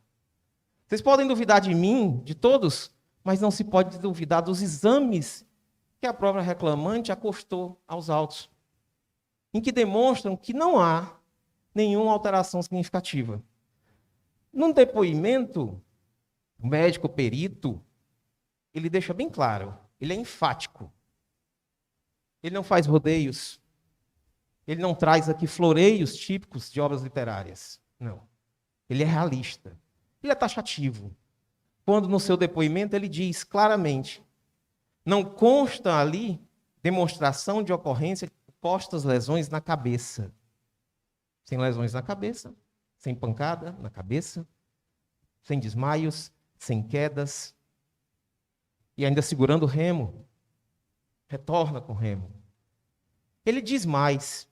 Ele diz que não consta ali quadro cardiovascular crítico. Não consta um quadro cardiovascular crítico. Então, não tinha insolação? Também não estaria desidratada? Bem, e ele diz ainda, não constam lesões hepáticas. Não bebeu água do mar. Nem comprometimento do sistema renal. Não sou eu que digo, não é meu cliente que diz, não é minha colega de defesa que diz, também não é a senhora Narcisa que diz. São os exames que a reclamante acostou aos autos, analisados por um médico perito, dado o laudo, dado o testemunho, e que são irrefutáveis. Irrefutáveis. Se nós formos observar isso que está aqui, e como vocês bem analisaram, o quesito 5 da pergunta do laudo dá conta justamente disso. Houve risco de morte? Perigo de vida? E é taxativo. Não houve perigo de vida. Se eu não tenho um perigo de vida, eu não posso ter homicídio, nem tentativa, muito menos. Ora, pois, se não tem homicídio, não tem tentativa, não se tem materialidade, não se tem autoria, não se tem crime. Como se acusa um jovem trabalhador de um crime que nem existiu? Como se acusa um jovem empreendedor que trabalha há bastante tempo no meio, reconhecidamente pelo seu talento, compromisso, dedicação, por um crime que não existiu, que não tem materialidade? Então não tem autoria. Mas alguém ainda pode discutir e dizer, não, sim, foi ele, a culpa foi dele, foram atos dele. Não. A senhora Gilca entrou no mar porque quis, como as mais 16 vezes que ela o fez, com todos os equipamentos de segurança, assim como nas outras 16 vezes. 17, 18, foram tantas vezes que até me confundi. Me perdoe aí, é porque foram muitas e muitas vezes. A senhora Gilca, ela remou para além dos limites das boias de segurança, que são do conhecimento de todos, que todos que praticam esporte ali sabem, e que só aqueles que se julgam capazes, aqueles que se julgam experientes, avançam. Não consta, senhores, nos autos, em nenhum momento, a contratação de aulas guiadas. Não consta. E sim aluguel de equipamentos. E foi honrado esse compromisso. O perigo de vida que não existiu, a causa que não foi meu cliente que deu. Então eu pergunto, qual o motivo desse rapaz estar aqui?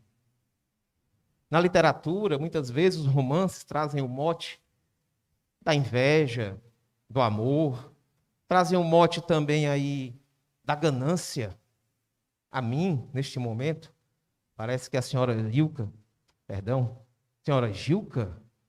teve a sua autoridade desafiada.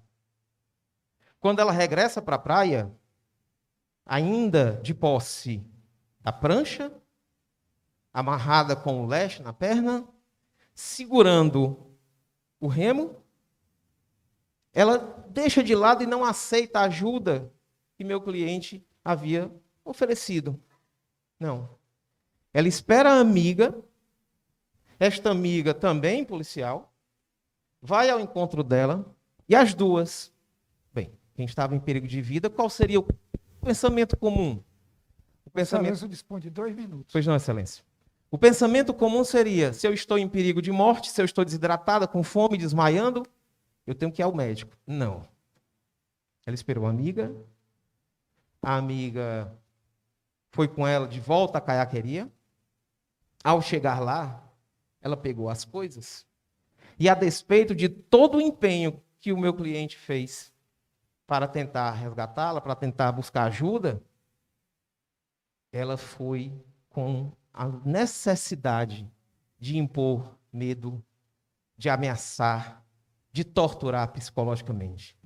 Senhores, senhoras juradas, nas mãos de vocês existe a responsabilidade de não deixar que o processo vire mote, para que o processo não vire esteio para esse tipo de comportamento, para esse tipo de sentimento. O processo é para perfazer o direito material. É nele que se constrói, que se constitui o direito material. Não é para esse tipo de sentimento. Não é para condenar um inocente. Muito menos por um crime que não existiu. Obrigado. A acusação vai à réplica.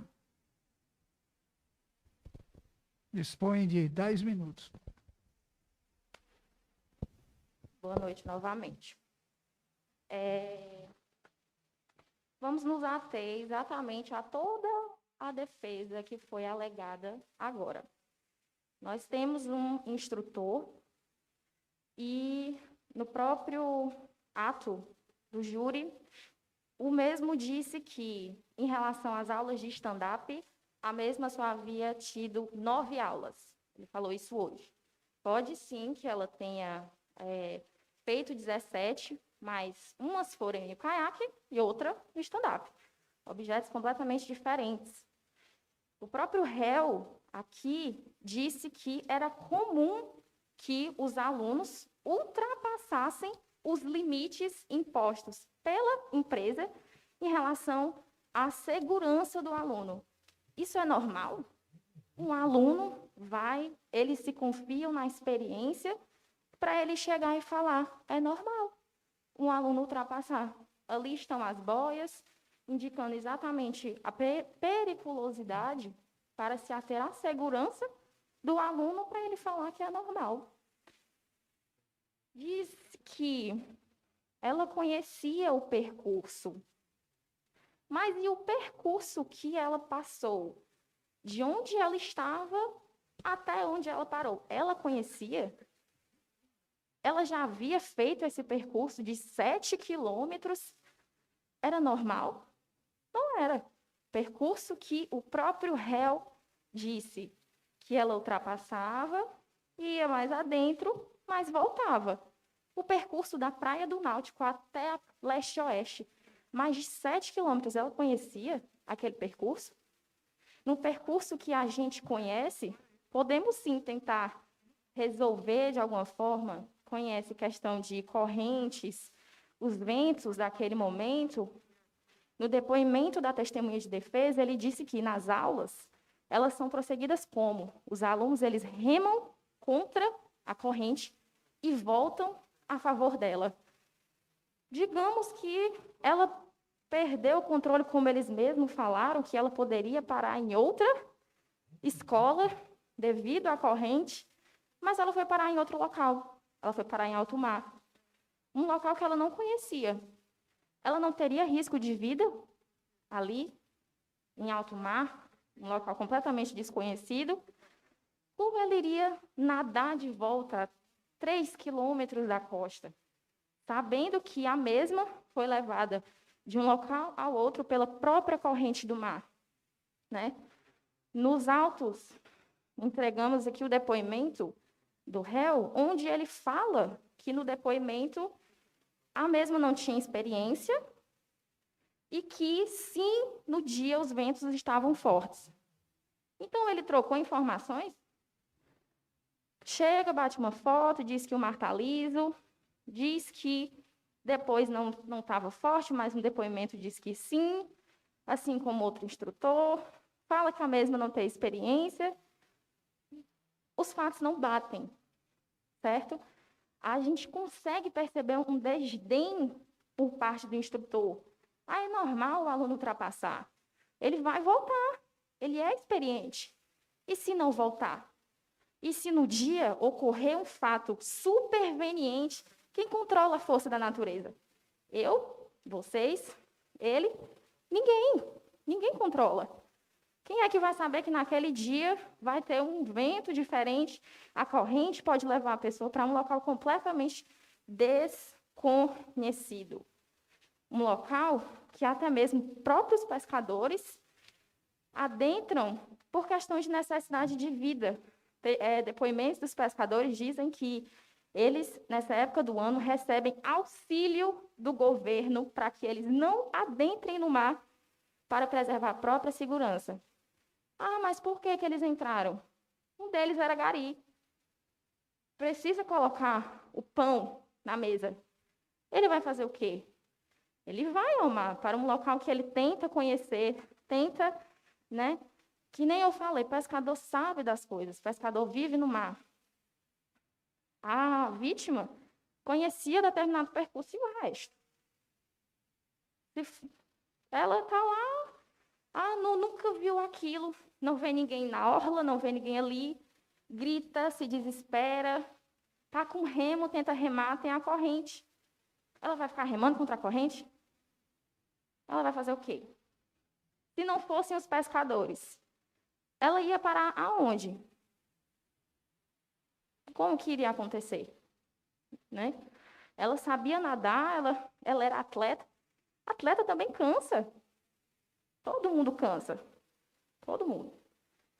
Então, um local desconhecido, percurso desconhecido, para uma pessoa já desesperada, sem fôlego, Constam nos autos a questão do desgaste físico da pessoa, em que a pessoa entra em desespero, só pede, grita por ajuda. Ajuda essa que ela não teve. Quem veio me procurar? Imagine um de vocês no meio do mar. Olha para o lado, olha para o outro. Como eu vou voltar? Eu vou sobreviver? Chega o personal e diz: a pessoa precisa, ela estava alimentada, ela pode estar, não dava para se desidratar. Ele é um profissional de nutrição? Ele é um médico que ele pode falar isso? Como? Né? Tem casos e casos. A gente sabe, normal, como é a questão.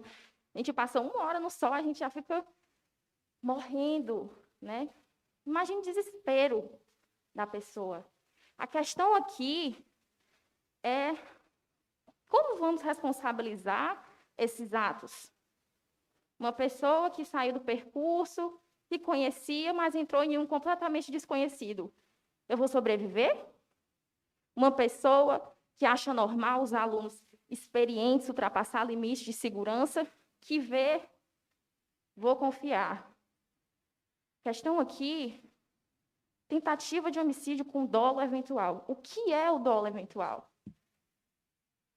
É você assumir o risco. Uma pessoa que trabalha no mar não pode pensar que pode acontecer qualquer fato superveniente. Meu Deus, ela não está na minha vista. Vou ficar em alerta. Ah, já que tu vai, tenta procurar ela. Ele não assume um pequeno risco. O dolo eventual é a pessoa assumir um risco. Se fossem vocês não iam querer que alguém fosse me procurar? Ele assume o risco de uma vida. Ele se confia na experiência. Experiência passada por ele, por uma que testemunha de defesa diz que é normal, não muda. A gente não controla a natureza. A gente não controla aquele dia. A gente não controla o mar, a gente não controla o vento. As coisas simplesmente acontecem. E quando elas acontecem, a gente tem que agir. Não tem que esperar. Ela poderia ter morrido. Não por uma pancada. Ela poderia ter morrido. Ter ficado à deriva no mar. Sorte que os pescadores encontraram. E se não tivessem encontrado? Ela ia ficar lá para sempre? Ela ia morrer? Ah, vou confiar a vida dela em outra pessoa? O dolo eventual é o risco que a pessoa assume. O risco, a vida de outra pessoa. A questão é... Vossa Excelência dispõe de 2 minutos. Obrigada, doutor. A questão é...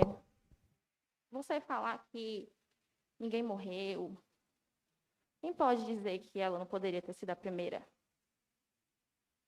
Quem pode? Ninguém. Desdém, a falta, ele ele dispõe de aluguel. Ele ensina a pessoa está ali, se ele se confia nela, ela se confia nele. Não é uma relação mútua? Ela chega, olha, se eu passar mal, eu vou acenar, tá certo? Tá certo, eu lhe ajudo. E aí, como fica? Ele completamente assume o risco com a vida daquela pessoa. Não é um cliente qualquer, é uma vida. Aquele momento, ninguém conhece nada.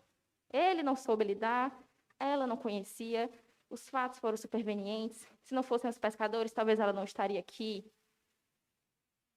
Se eles tivessem acionado as autoridades antes, talvez, se não fossem os pescadores, eles poderiam ir atrás e encontrá-la sem vida, né? É a questão da pessoa ser... De Vossa Excelência, Thaís, boa tarde. Obrigada. Com a palavra a defesa. Ilustres, belas palavras, né, da colega do Ministério Público, e eu vejo que a tese acusatória, ela está igual a esse papel que eu tenho na mão. Cheio de furos, cheio de remendos, sem sustentação alguma. ilação que foi dita aqui, o primeiro absurdo, desdém. Vamos observar, pessoal, os autos, as provas, os testemunhos. Aí sim reside o direito. Primeiro passo foi dito aqui, aulas guiadas. Não foram aulas guiadas. Em nenhum momento, há nos autos a marcação, o contrato de aulas guiadas. O que há, sim, aluguel de equipamentos, em que as primeiras instruções, as instruções básicas, elas são gratuitamente ministradas. Segunda mentira contada aqui foi a omissão. Também não se sustenta. Nosso cliente, o que foi que ele fez? A todo momento estava no mar, a todo momento de olho. Quando houve a demora, solicitou que o outro cliente que aluga o material encontrasse com ela, que era de praxe, que ela passasse muito tempo, até mesmo que ela remasse mais, solicitou que avisasse. De pronto, ele foi ao primeiro espigão, visitou as escolas de surf que existem na vizinhança, perguntou por ela, comunicou ao policial que fica na praia, ao lado da caiaqueria, solicitou ajuda para poder buscar no segundo espigão, foi ao terceiro espigão, porque era impossível que alguém, que se no caso a senhora Gilca, tivesse se deitado na prancha, sabe onde é que a correnteza iria levar? Para a beira da praia. Para a beira da praia. Para ela parar onde parou, teria que ter remado para além onde tem aquele navio naufragado. Senão não teria ido. De forma alguma. E mesmo assim, a todo momento, a todo instante, o meu cliente buscou socorrê-la, buscou ajuda, comunicou ao CIOPS. Independente de ter sido 9h30, como a gente afirma, independente do registro ter sido 10h05, foi ele, de própria vontade, de vontade própria, sem ânimos necante nenhum. Como se acusa alguém de tentativa de homicídio em que empregou todos os meios possíveis e necessários para poder salvar a vida da senhora Gilca? Ouvi aqui também uma outra mentira em que disse assim, bateu a cabeça, risco de morte, desidratada. E eu agradeço quando a colega do Ministério Público falou essas coisas. Nós vamos começar a desmontar todas essas mentiras, porque de fato ela disse bem. A testemunha da senhora Narcisa, ela não é um médico para dizer, mas quem disse foi o médico. Quem disse foi os exames. Não foi a vontade da senhora Narcisa, não foi só o meu cliente, não fomos nós. Foram os exames acostados pela própria vítima, que disseram claramente, denunciaram claramente que não houve risco de vida. Em nenhum momento haveria o crime. Como eu disse, se ela deitasse na prancha, se ela resolvesse cochilar, o mar iria levá-la para a orla. Porque tem espigões que barram. E eu me pergunto, pessoal, o que restou da tese da acusação? O que restou que motivou a senhora Gilca?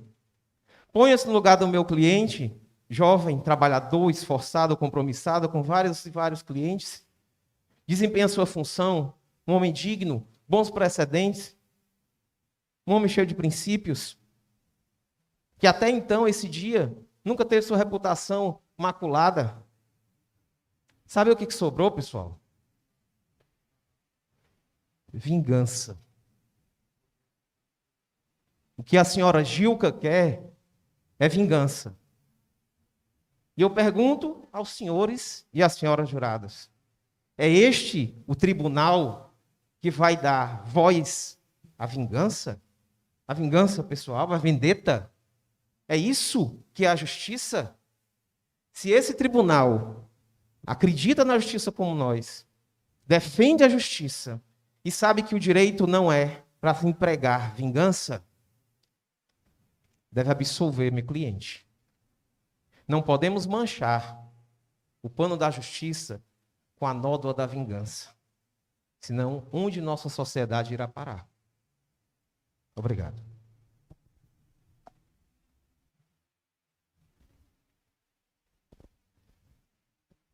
Senhores jurados, nós vamos passar para o julgamento em si, né? A decisão, que é tomada exclusivamente pelos senhores jurados. O juiz apenas aplica a pena. Bom, então, os senhores querem mais alguma explicação, alguma coisa? Nós vamos fazer só o seguinte. Para simplificar, vai ser uma coisa bem simples, uma coisa aqui de casa, não é lá fora. A gente faz só uma pergunta, né? Porque tem uma série de obrigações de dizer, se no dia tal, de tal, aconteceu isso, né? A dona fulana e tal, ele lá, o Álvaro. Essas coisas todas. Mas vamos fazer só uma pergunta. O acusado é inocente? O acusado é inocente? Quem responder sim, absolveu. Quem responder não, condenou. Tá certo? Então, vamos, senhores oficiais de justiça, atentos. A resposta primeira vai ser em qual dos dois? Aí você, né? Com as mulheres sempre na frente, né? Quem quiser absolver, responde sim. E a outra fichazinha ele põe lá no dele, né?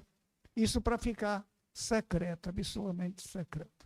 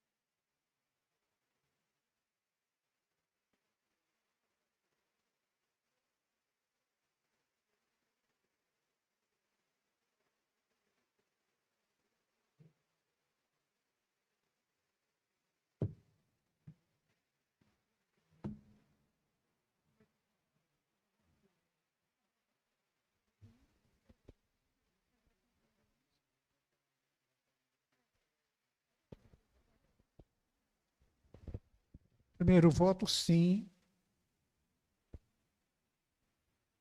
Sim, 2. Sim, 3. Não. 1. Sim. Sim.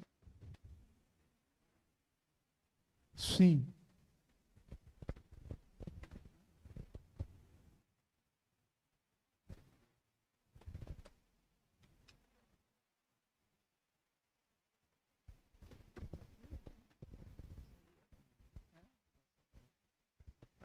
Bom, como eu disse que aqui não é muito formalista, o professor Carlos vai ler a sentença, né? Faz de conta que fui eu que redigi, né?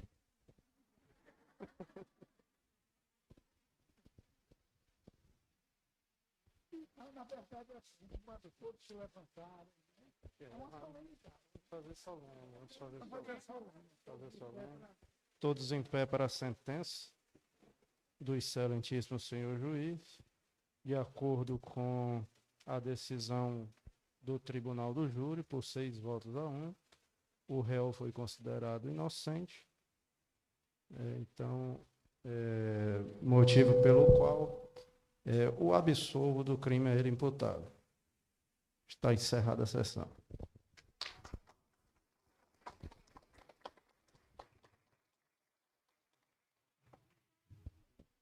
Antes de a gente ir embora, está todo mundo doido para ir embora, né? Eu queria agradecer muito a maneira cordial como vocês me receberam. Eu vou me lembrando agora de de um rapaz de um juiz que hoje é desembargador aposentado, que ele ficava assistindo o júri e dizia para nós, eu estou com inveja de vocês. Então eu fiquei assim com inveja, principalmente dos debatedores, porque eu me lembrei de mim ali na tribuna, tantas vezes ao longo da minha vida, né? E eu agradeço também ao meu filho Carlos ter me dado essa oportunidade. Por quê? Porque eu acompanhei ele e o meu outro filho na advocacia, né?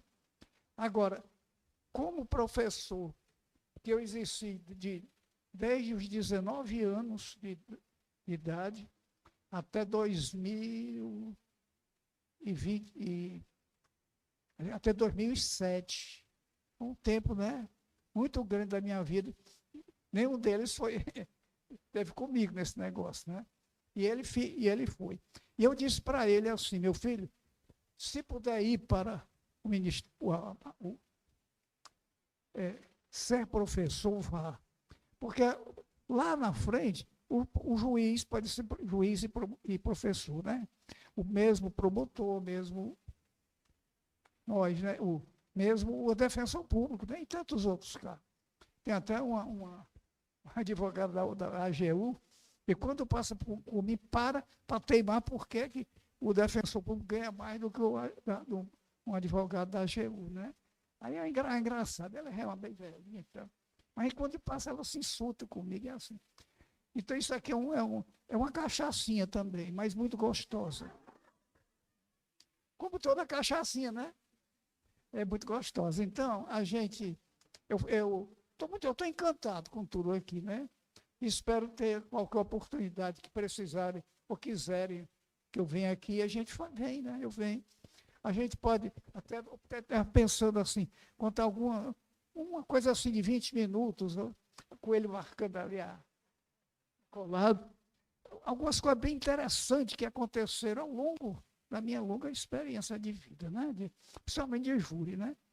É isso aí. Um abraço. Eu queria aproveitar também para agradecer aqui a professora Milena pelo convite, né? Agradecer a todos vocês. Na hora que ela me procurou e perguntou se tinha alguém que eu poderia indicar para ser o juiz, né? Ela explicou como era a dinâmica aqui do Tribunal do Júri, e eu pensei logo do meu pai. Meu pai tem 1.601 júris na carreira, né? Até antes de se aposentar, ele era a pessoa que tinha mais júris na história do Ceará. Não sei se alguém passou depois disso, né? Então, achei que seria interessante para vocês. Para mim, foi uma experiência fantástica. Todos os momentos que eu estou com meu pai é uma experiência fantástica, e sugiro a vocês que também aproveitem seu pai e sua mãe o máximo possível. E parabéns a todos, foi excelente, né? O nosso amigo Jeffrey aqui, já conheço aqui, já foi meu aluno, a gente sabe da qualidade dele, né? Todos os outros, a acusação também foi excelente. O réu, então, aqui, parecia que ele era o próprio réu, né? Era impressionante, ele sabia tudo, todas as perguntas ele respondia. Quase que realmente eu pensei que ele que tinha sido o réu de verdade. Valeu, pessoal. Parabéns a todos.